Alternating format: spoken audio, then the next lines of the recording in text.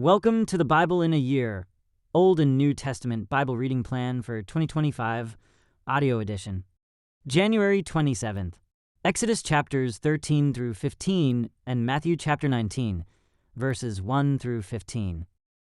Exodus chapter 13, Dedication of the Firstborn.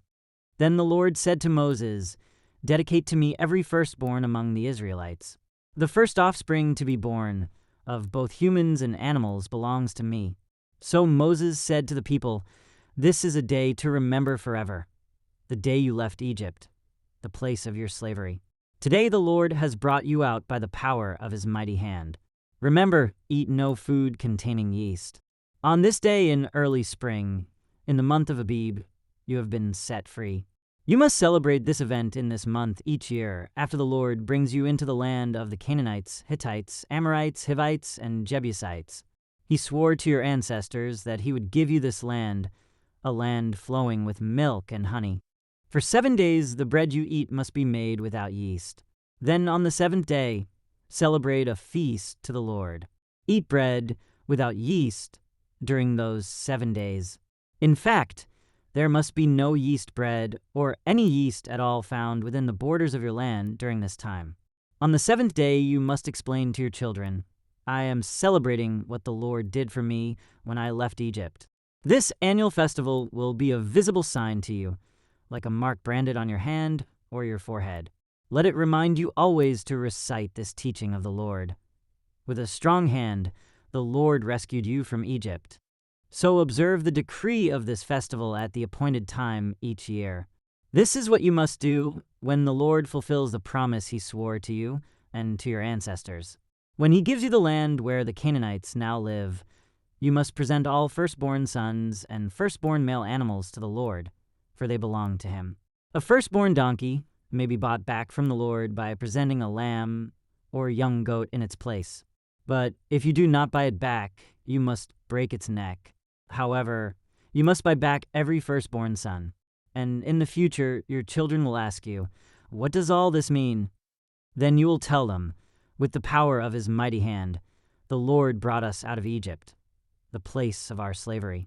Pharaoh stubbornly refused to let us go, so the Lord killed all the firstborn males throughout the land of Egypt, both people and animals. That is why I now sacrifice all the firstborn males to the Lord, except that the firstborn sons are always bought back." This ceremony will be like a mark branded on your hand or your forehead. It is a reminder that the power of the Lord's mighty hand brought us out of Egypt. Israel's wilderness detour. When Pharaoh finally let the people go, God did not lead them along the main road that runs through Philistine territory, even though that was the shortest route to the Promised Land. God said, if the people are faced with a battle, they might change their minds and return to Egypt. So God led them in a roundabout way through the wilderness toward the Red Sea. Thus the Israelites left Egypt like an army ready for battle. Moses took the bones of Joseph with him, for Joseph had made the sons of Israel swear to do this. He said, "God will certainly come to help you. When he does, you must take my bones with you from this place." The Israelites left Sukkot and camped at Etham on the edge of the wilderness. The Lord went ahead of them. He guided them during the day with a pillar of cloud, and he provided light at night with a pillar of fire. This allowed them to travel by day or by night. And the Lord did not remove the pillar of cloud or pillar of fire from its place in front of the people. Exodus chapter 14. Then the Lord gave these instructions to Moses. Order the Israelites to turn back and camp by Pi-hahiroth, between Migdol and the sea. Camp there along the shore, across from Baal-zephon. Then Pharaoh will think, the Israelites are confused. They are trapped in the wilderness. And once again, I will harden Pharaoh's heart, and he will chase after you. I have planned this in order to display my glory through Pharaoh and his whole army. After this, the Egyptians will know that I am the Lord. So the Israelites camp there as they were told. The Egyptians pursue Israel. When word reached the king of Egypt that the Israelites had fled, Pharaoh and his officials changed their minds. "What have we done letting all those Israelite slaves get away?" they asked. So Pharaoh harnessed his chariot and called up his troops. He took with him 600 of Egypt's best chariots, along with the rest of the chariots of Egypt, each with its commander. The Lord hardened the heart of Pharaoh, the king of Egypt, so he chased after the people of Israel, who had left with fists raised in defiance. The Egyptians chased after them with all the forces in Pharaoh's army, all his horses and chariots, his charioteers, and his troops. The Egyptians caught up with the people of Israel as they were camped beside the shore near Pi-Hahiroth, across from Baal-zephon. As Pharaoh approached, the people of Israel looked up and panicked when they saw the Egyptians overtaking them. They cried out to the Lord, and they said to Moses, "Why did you bring us out here to die in the wilderness? Weren't there enough graves for us in Egypt? What have you done to us? Why did you make us leave Egypt? Didn't we tell you this would happen while we were still in Egypt? We said, 'Leave us alone. Let us be slaves to the Egyptians.' It's better to be a slave in Egypt than a corpse in the wilderness."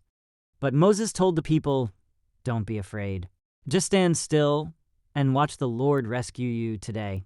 The Egyptians you see today will never be seen again. The Lord himself will fight for you. Just stay calm. Escape through the Red Sea." Then the Lord said to Moses, "Why are you crying out to me? Tell the people to get moving. Pick up your staff and raise your hand over the sea. Divide the water so the Israelites can walk through the middle of the sea on dry ground. And I will harden the hearts of the Egyptians, and they will charge in after the Israelites. My great glory will be displayed through Pharaoh and his troops, his chariots, and his charioteers. When my glory is displayed through them, all Egypt will see my glory and know that I am the Lord." Then the angel of God, who had been leading the people of Israel, moved to the rear of the camp. The pillar of cloud also moved from the front and stood behind them. The cloud settled between the Egyptian and Israelite camps. As darkness fell, the cloud turned to fire, lighting up the night. But the Egyptians and Israelites did not approach each other all night. Then Moses raised his hand over the sea, and the Lord opened up a path through the water with a strong east wind. The wind blew all that night, turning the seabed into dry land. So the people of Israel walked through the middle of the sea on dry ground, with walls of water on each side. Then the Egyptians, all of Pharaoh's horses, chariots, and charioteers, chased them into the middle of the sea. But just before dawn the Lord looked down on the Egyptian army from the pillar of fire and cloud, and he threw their forces into total confusion. He twisted their chariot wheels, making their chariots difficult to drive. "Let's get out of here, away from these Israelites," the Egyptians shouted. "The Lord is fighting for them against Egypt." When all the Israelites had reached the other side, the Lord said to Moses, "Raise your hand over the sea again. Then the waters will rush back and cover the Egyptians and their chariots and charioteers." So as the sun began to rise, Moses raised his hand over the sea, and the water rushed back into its usual place. The Egyptians tried to escape, but the Lord swept them into the sea. Then the waters returned and covered all the chariots and charioteers, the entire army of Pharaoh. Of all the Egyptians who had chased the Israelites into the sea, not a single one survived. But the people of Israel had walked through the middle of the sea on dry ground, as the water stood up like a wall on both sides. That is how the Lord rescued Israel from the hand of the Egyptians that day. And the Israelites saw the bodies of the Egyptians washed up on the seashore. When the people of Israel saw the mighty power that the Lord had unleashed against the Egyptians, they were filled with awe before him. They put their faith in the Lord and in his servant Moses. Exodus chapter 15, a song of deliverance. Then Moses and the people of Israel sang this song to the Lord. "I will sing to the Lord, for he has triumphed gloriously. He has hurled both horse and rider into the sea. The Lord is my strength and my song. He has given me victory. This is my God, and I will praise him.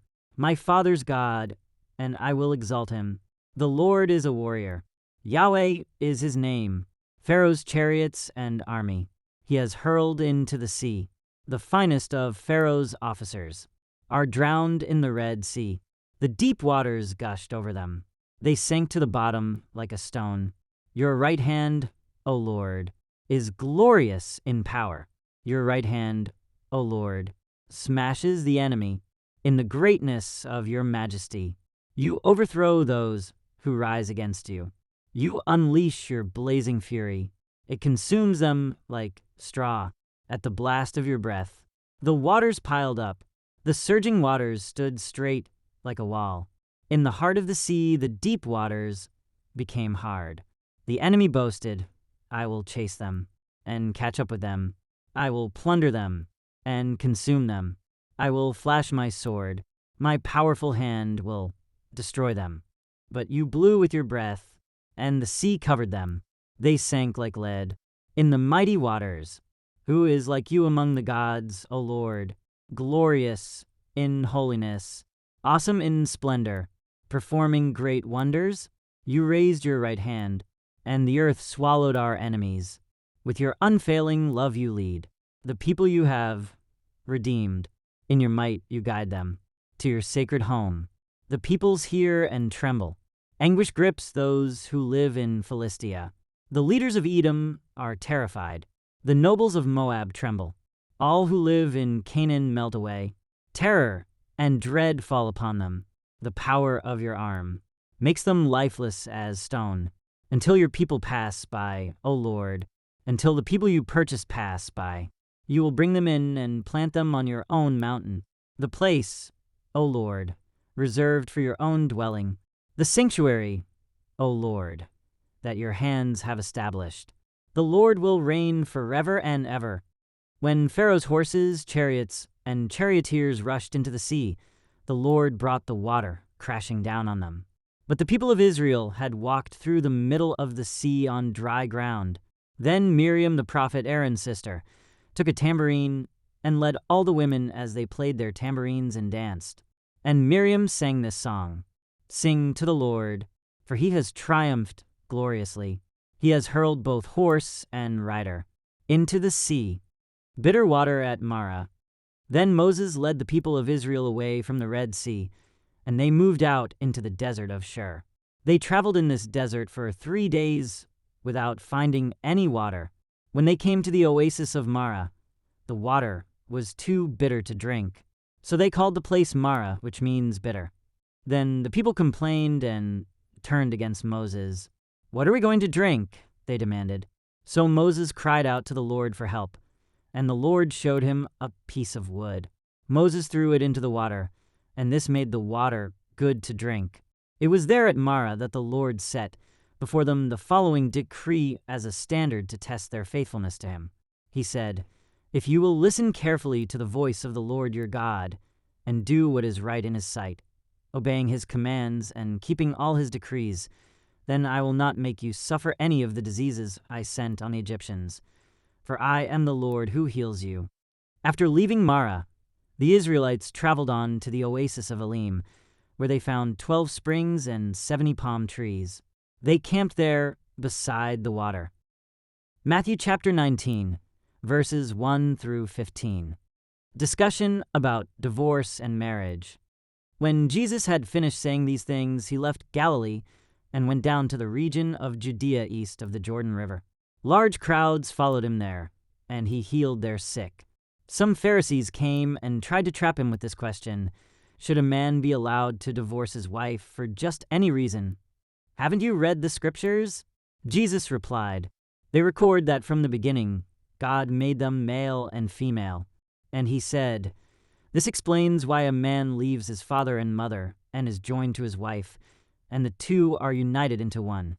Since they are no longer two, but one, let no one split apart what God has joined together. Then why did Moses say in the law that a man could give his wife a written notice of divorce and send her away? They asked. Jesus replied, Moses permitted divorce only as a concession to your hard hearts, but it was not what God had originally intended. And I tell you this, whoever divorces his wife and marries someone else commits adultery, unless his wife has been unfaithful. Jesus' disciples then said to him, If this is the case, it is better not to marry. Not everyone can accept this statement, Jesus said. Only those whom God helps. Some are born as eunuchs, some have been made eunuchs by others, and some choose not to marry for the sake of the kingdom of heaven. Let anyone accept this who can. Jesus blesses the children. One day, some parents brought their children to Jesus so he could lay his hands on them and pray for them. But the disciples scolded the parents for bothering him. But Jesus said, "Let the children come to me. Don't stop them, for the kingdom of heaven belongs to those who are like these children." And he placed his hands on their heads and blessed them before he left. Thank you for joining as we read through the Bible in 1 year. This has been day 27.